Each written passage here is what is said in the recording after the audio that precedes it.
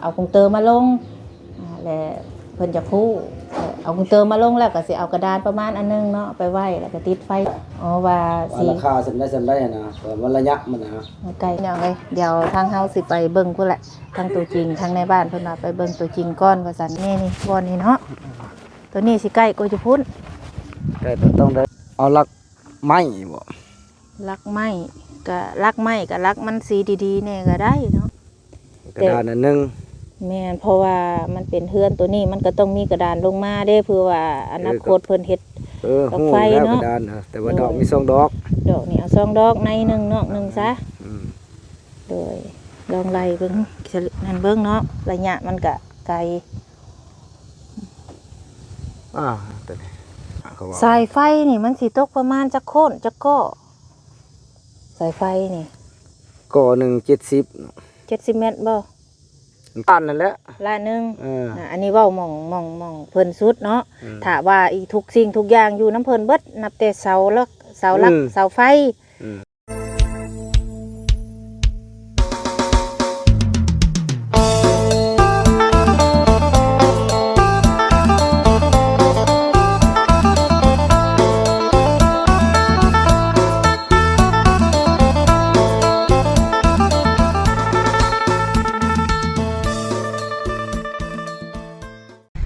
สบายดีเด้อสบายดีพี่น้อง FC ปาลุงเบิร์ดสุคนเนาะพอกันกับซองสาบุญมาอีกแล้วพี่น้องมื้อนี้ก็มาหาทางเฮ็ดพ่อบ้านฮอดสาบุญมาหาน้องอาเบยแหละแต่ว่าทางน้องอาเบยบ่ทันได้มาโดยก็เลยสิมาถามหาทางเฮ็ดพ่อบ้านเพิ่นก่อนเพิ่นสิว่าอยู่นี่บริษัทอาจอดนี่ก็ได้นี่บนรถนี่เนาะมาหาทางเพื่อนพ่อบ้านเพิ่นก่อนพี่น้องมาถามเรื่องไฟฟ้าของน้องอาเบยมาถามแต่ว่าทางน้องอาเบยนะยังบ่ทันมาวันนี้ก็มาถามรายละเอียดลองเบิ่งก่อนว่าเป็นจังใดเรื่องฟืนเรื่องไฟไปเดี๋ยวลงไปน้ำกันอันนี้ก็มาหอดเรื่องเพิ่นแต่ว่าพ่อบ้านเพิ่นอยู่เรื่องตอนนี้ทางเมียเพิ่นก็ทั้งคู่ถามมาอยู่น้องสงสารก็อยากพูดรายละเอียดเนาะเรื่องของไฟของให้น้องอาเบยว่าสิประมาณเท่าใดผู้ยังมาถามเบิ่งทางที่รักที่ในเพิ่นก็อยากเอาเข้าให้น้องนะเพราะว่าถ้าฝนตกแล้วมันก็ทางมามันก็สิลำบากแน่ตอนนี้ทางในบ้านเพิ่นบ่อยู่สั่นไปเวียกเนาะตอนนี้เพิ่นโทรลงให้อยู่ถามรายละเอียดเรื่องคืนเรื่องไฟนั่นแหละตอนนี้เขากำลังหอดบ้านเรือนซานของเพิ่นเป็นที่เรียบร้อยเบิ่งแล้วกันมาทางเรือนในบ้านทางในบ้านเพิ่นก็เข้ามาพอดีเนาะเดี๋ยวสิไปทักทายเพิ่นก่อนโดย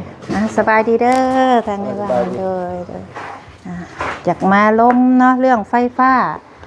ของน้องอาเบยอยากเอาไฟเข้าเฮือนเพิ่นทางผู้รักผู้ใหญ่เพิ่นอยากรู้ราคานะว่าเพิ่นสิราคาเท่าใดแบบเอาคงเตอร์มาลงแล้วเพิ่นจะคู่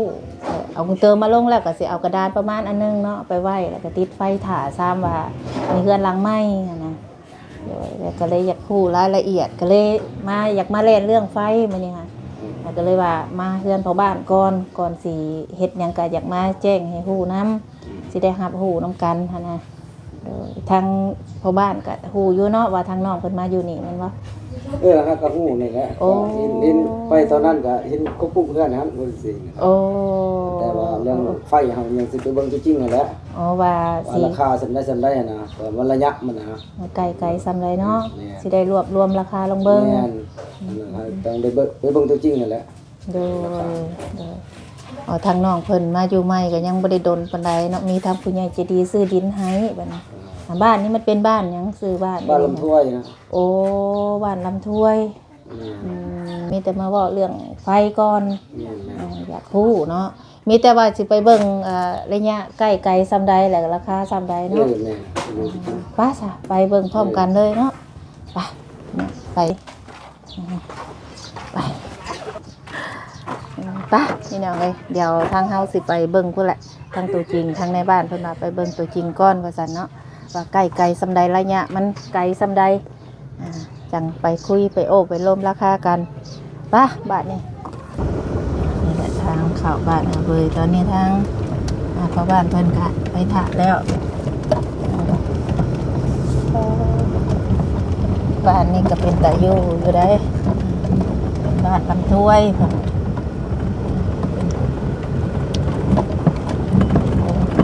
ไปเลาะเบิ่งว่าไก่สำไดระยะมันห่างสำไดเป็นว่าจังสิได้บอกราคาถือตอนนี้ก็มาฮอดแล้วนะเอารถเข้าไปเดินขึ้นเลยก็ได้มีจอดในโฮมบ่ยังอยู่นี่ได้ก็ได้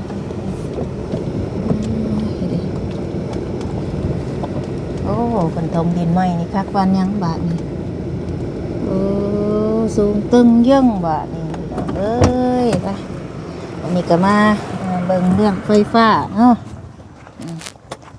ตอนนี้มาเบิ่งเรื่องไฟฟ้าก่อนมาคุยเรื่องนี่แหละ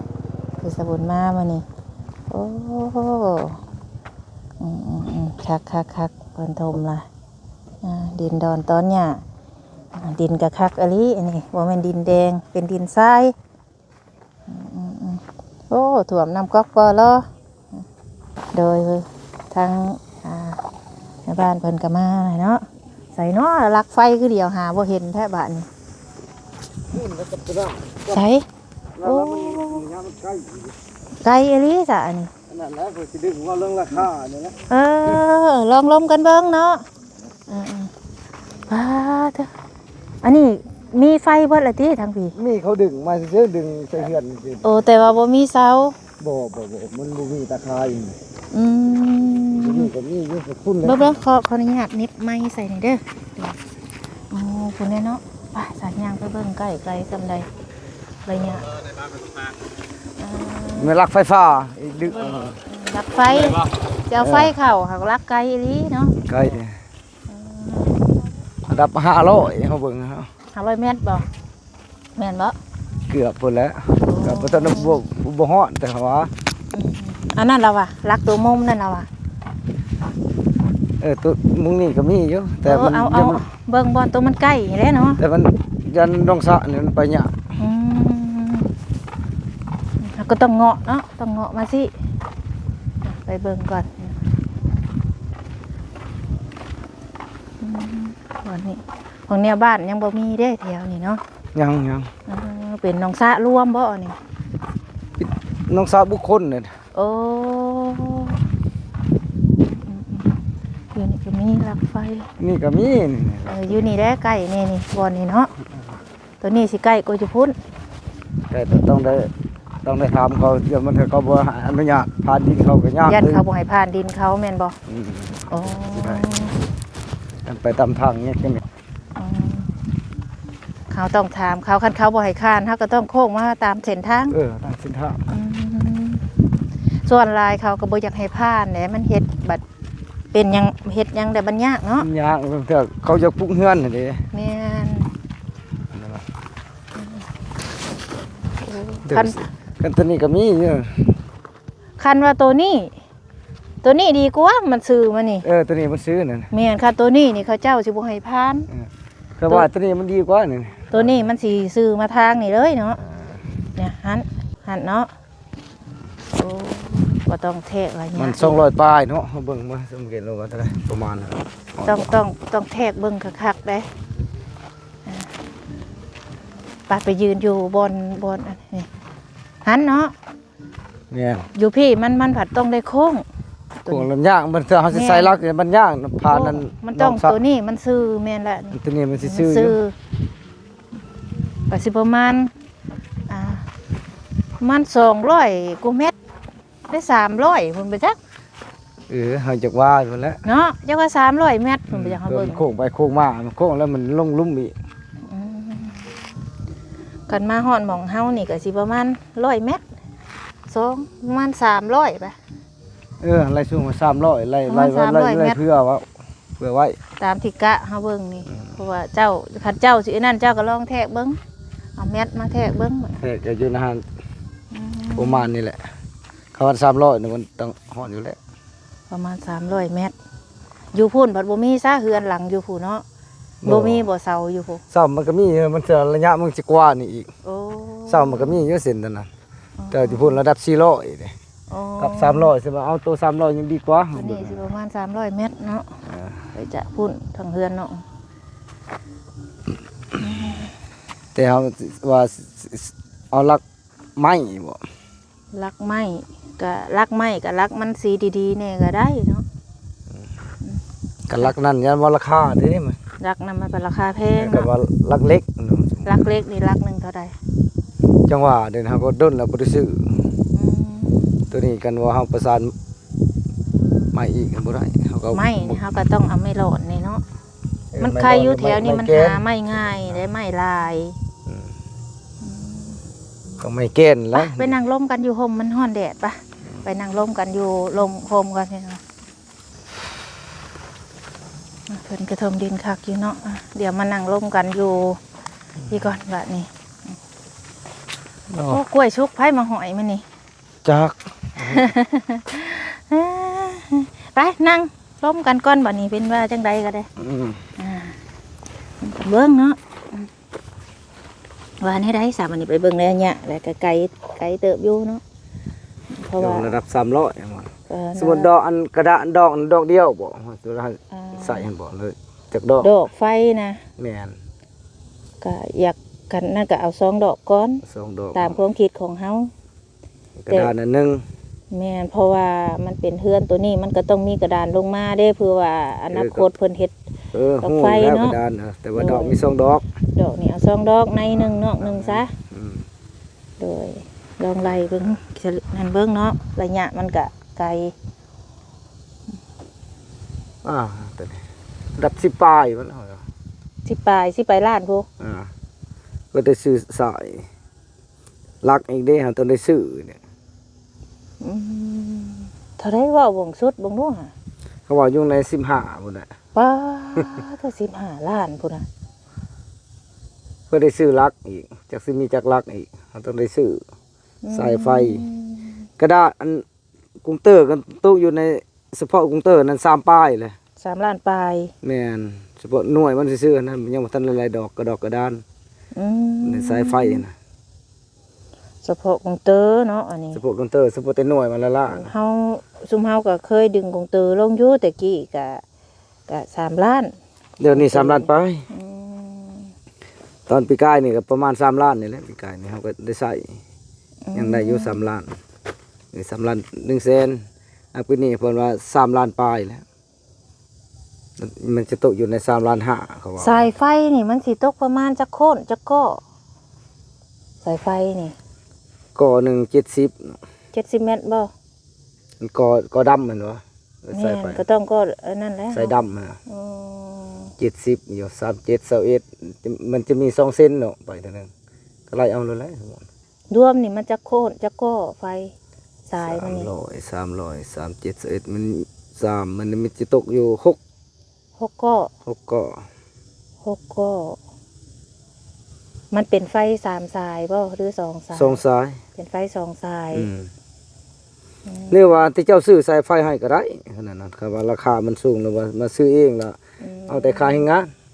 อันนั้นก็ได้ ถ้าว่าสายไฟเฮาซื้อเองสิ แม่น แล้วค่าให้งานสมมุติว่าเฮาซื้อมาเองสิค่าให้งาน เท่า ได้ ได้ค่าให้งานเนาะ เฮาก็ถามรายละเอียดเบิดนั่นแหละเฮาก็ กับค่ากรุงเตอร์สมมุติค่ากรุงเตอร์น่ะตกอยู่ใน3 ล้านปลายค่าให้งานสิให้ล้านปานใดน่ะก็รวมกันน่ะนะ บ่แล้วต้องคือเจ้าแล้วเว้าอันนี้ลองเว้าไปสุดโลดผู้ใหญ่เพิ่นเบิ่งแหละเพิ่นสิคิดพิจารณาหั่นนะ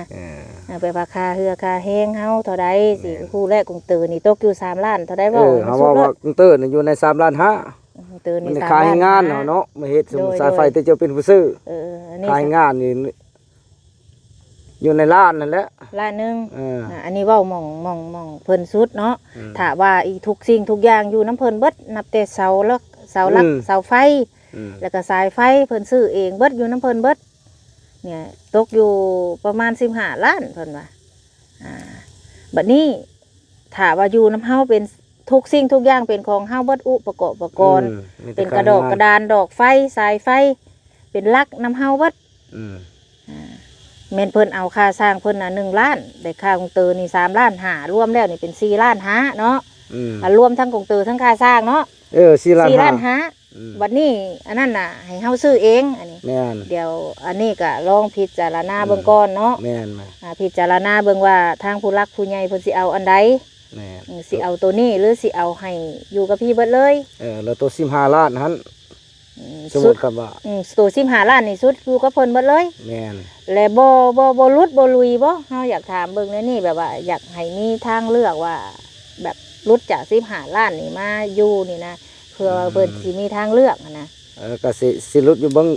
ลุดอยู่ดอกลุดเท่าใดลองในล้านนั่นแหละสมมุตินะเอาก็ยังบ่ได้เบิ่งคักยังบ่ได้จริงๆนะเดี๋ยวเบิ่งเจ้าให้เจ้าไล่เฉลี่ยเบิ่งคักก่อนเนาะทั้งเทื่อมันบ่ฮอดพุ่นก็มีแม่นทั้งเทื่อเว้าหม่องนั้นทั้งเทื่อวัง10 ล้านก็มีเด้เนาะให้ลองกันคิดเบิ่งคักก่อนเด้อแต่ว่าถ้าสมมติว่าเฮาเอากรุงเตอนี่โดนบ่มันสิได้สมมติว่าเฮาสั่งเอานะก็เทื่อก็สิบ่โดนเทื่อคันว่ามันจะเป็นหรือจะเอากรุงเตอร์ซ้ำห้องมาใส่ก่อนก็ได้โอ้เดี๋ยวเฮามีพวกพันนั้นทั้งเมืองเข้ามาเพิ่นให้ใส่โอ้ถ้าว่าสมมติเพิ่นตกลงเอาสิแล้วประมาณมื้ออื่นมื้อฮื้อนี่มาได้บ่แบบนี้นะเริ่มเทื่อก็สิได้อยู่อ๋อคันว่าสั่งสายไฟเฮามาได้แต่ว่าถ้าสมมติว่าเฮาสิเอาตัวในของเพิ่นเฮ็ดให้นี่ทางซุมเจ้าจ่ายออกก่อนบ่หรือว่าจังไดหรือว่าซุมเจ้าซื้อเองเรียบร้อยแล้วเฮาจ่ายบัดเดียวแบบนี้บ่หรือว่าต้องให้เฮาจ่ายเงินก่อนต้องได้จ่ายก่อนแล้วจำนวนนึงจักครึ่งนึงเนาะแม่นแต่เฮาก็บ่มีทุนเป็นหยังดอกโดยจำนวนต้องได้จ่ายก่อนจำนวนนึงก็เฮาออกอันนี้ก็คือสิเข้าใจเนาะเพราะว่าทางเฮากับงบมันบ่มีฮอดพุ่นนะเพิ่นฝากมากับงบเอาไฟเข้าเดี๋ยวนี้นะก็มีเงินอยู่8 ล้านปลายก็สิบ่มีฮอด10 ล้านเพิ่นก็เลยอยากรู้รายละเอียดว่าอยากรู้ว่ามันสิเท่าใดเพิ่นว่านะอันนี้คือเขาเจ้าดึงสายมันมาธรรมดานี่มาเสียบเอาซื้อมันก็บ่แพงเนาะอันนี้เพราะว่าเฮาต้องเอากงเตอมานะบัดลักมันไกลๆพุ่นเดี๋ยวให้ทางในบ้านเพิ่นคิดใหม่พิจารณาใหม่แทกเบิ่งใหม่แม่นแล้วเฮาสิเอาเบอร์โทรเจ้าเมียนเด้อแล้วเจ้าก็เอาเบอร์โทรเฮาเพื่อมีหยังแล้วให้เจ้าติดต่อมาหาเฮาโดยตรงตัวนี้เฮายังสิคุ้มค่าเบิ่งติมโดยแต่เฮายังสิโทรถามเบิ่งราคาไฟสายไฟนะโดยมันจะมันลดอยู่ใน10ก็ว่าบ่ได้แม่นแต่เฮากะว่าประมาณเพราะว่าเฮาน่ะอันนี้เฮาเว้าตรงๆเนาะเงินนำเฮาเดี๋ยวนี้มีแต่8 ล้านปลาย8 ล้าน 5ที่ผู้ใหญ่เพิ่นฝากมาน่ะมีฝากมาแล้วเงินน่ะเพิ่นก็คิดว่ามันคันว่ามันใกล้มันก็สิบ่เบิดหลายซ้ำนี้เนาะบ่เบิดดอกประมาณ4-5-6 ล้านนี่นะที่เพิ่นไล่นี่คือไล่สายไฟมันไกลอีกอย่างมันก็ต้องสายคู่ไฟมันเป็น2สายเนาะแม่เพิ่นก็มันไกลเพิ่นเรียกเพิ่นสิเทกเบิ่งใหม่ก่อนเดี๋ยวจังใดแล้วเพิ่นสิลมกันอีกต่างหากเพิ่นว่าให้เพิ่นคุยกันก่อนกับหมู่กับครูนั่นแหละเนาะเฮ็ดผู้เดียวมันก็บ่ได้เราก็ได้คันลักนี่ก็สิตึกประมาณจักลักโอ้5-6 ลักพุ่นแหละมันไกลเด้เนาะคันน้อยลักมันก็สิยานสายไฟมันยานประมาณนั้นแหละคันว่าลักก็เอาคันเล็กนี่ก็สิแพงอีกไม่นี่ก็สิประมาณเสาหนึ่งเท่าไรเนาะเสาละ100,000ใครอยู่ เดี๋ยวลมกันเบื้องก้อนนี่นะมันนี่ก็มีแต่เฮามาคุยเรื่องไฟเบอร์แล้วเฮาประสานกันตื้มโดยจะประสานกันตื้มอีกทีนึงเนาะเดี๋ยวนี้เฮาก็อยู่ในบ้านเฮายังใส่ประมาณ6 ล้าน5 ล้านก็มีเดี๋ยวนี้โอ้อยู่ในบ้านนี่บ่ยังเล่นอยู่นั่นตื้อนะ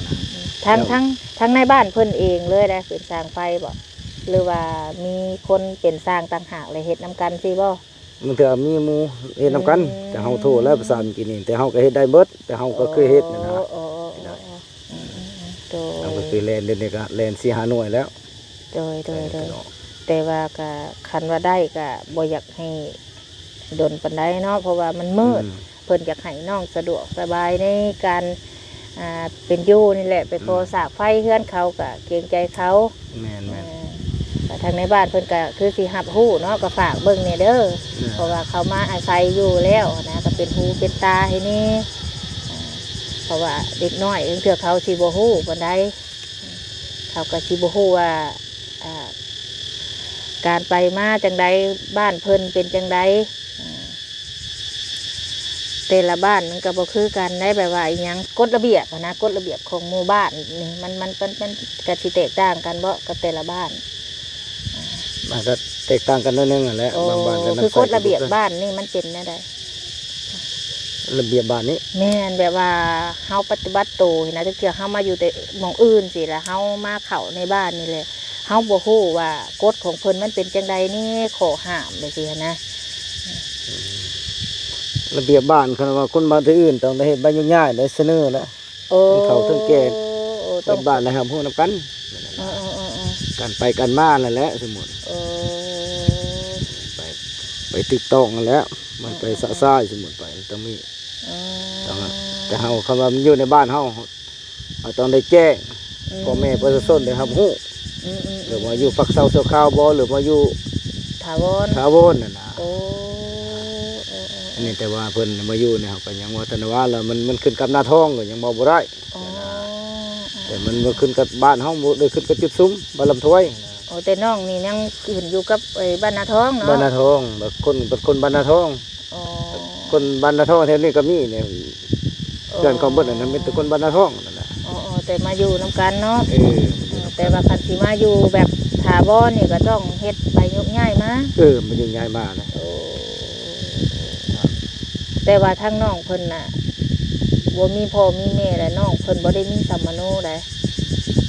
ตามที่เฮาได้รับรู้มา บ่มีก็มันเถอะก็สิมีที่ไอ้น้องเขาหรือว่าในบ้านเขาแหละนี่นะก็จะตั้ง เพิ่นทำ ใน เฮา บ้าน ให้ นาทอ เนาะ งนะมามอบมานั่นก็ได้ โอ้ สมมุตินะ โอ้ตัวนี้ก็ เอาเสร็จสองมาเฮาก็บริสุทธิ์สมมุติยังสิถามเขาละเอียดอีกนะได้ปรึกษาอยู่ในคณะ แม่น เราสิมาอยู่แท้นะ แต่ฮู้นี่ก็คือสิมาอยู่เท่แหละเพราะว่าเพิ่นมาซื้อให้แล้วเนาะ เออ ตามที่เฮารับฮู้นี่เฮาก็ยังผู้ซื้อดินก็บ่ได้แม่นเฮาดอก เพียงแต่เพิ่นเห็นแหละเพิ่นน่ะอยากให้เฮามาเอาไฟเข้าให้ อืม เดี๋ยวถามว่ามีทางใดหรือว่าเพิ่นสิคุยจังใดก็ตัวนี้ก็ให้เป็นหน้าที่ของที่ว่าผู้รักผู้ใหญ่มอบหมายให้เขาอีกคนหนึงเนาะ แม่น อันนี้เฮาก็ถามว่ารายละเอียดของอันกฎของบ้านเพิ่นซื้อ